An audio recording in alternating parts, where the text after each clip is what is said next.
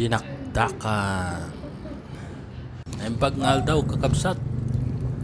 Medyo awan ti mapanunot nga masida so nga napanak pi ma-share di palengke at dati nakita nga maskara iti baboy yun nakiti liempo nga basit so nga mangaramit tayo man iti dinakdakan imbag lang nga pangandawan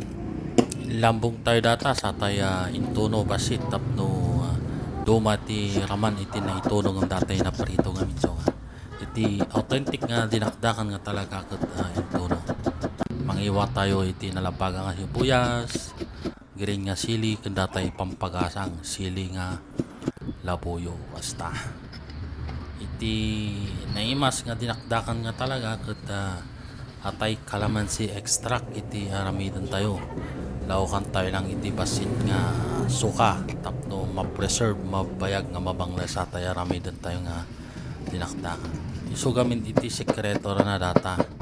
saan nga basta-basta nga mabangles o abutan na iti 24 oras kan may sapay tapno nalinis iti panakaramit na naggamit tayo iti guantes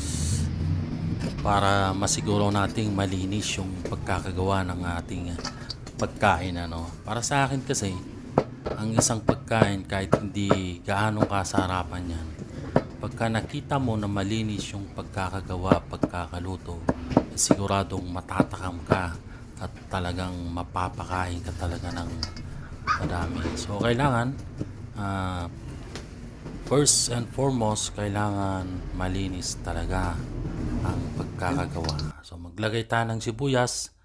sa amin sa Ilocano mas maganda yung red onions tapos siling green konti lang kasi may mga bata tayong kakain siling labuyo konti lang din para hindi siya ganong mangang maglalagay din tayo ng paminta much better pag yung powder yung pinong powder talaga na paminta ang gagamitin nyo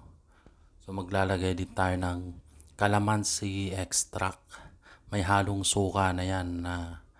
pampa-reserve para tumagal yung buhay ng ating dinakdakan saka yung may ingredients na utak ng baboy halo-halo lang hanggang yung utak ng baboy maging creamy actually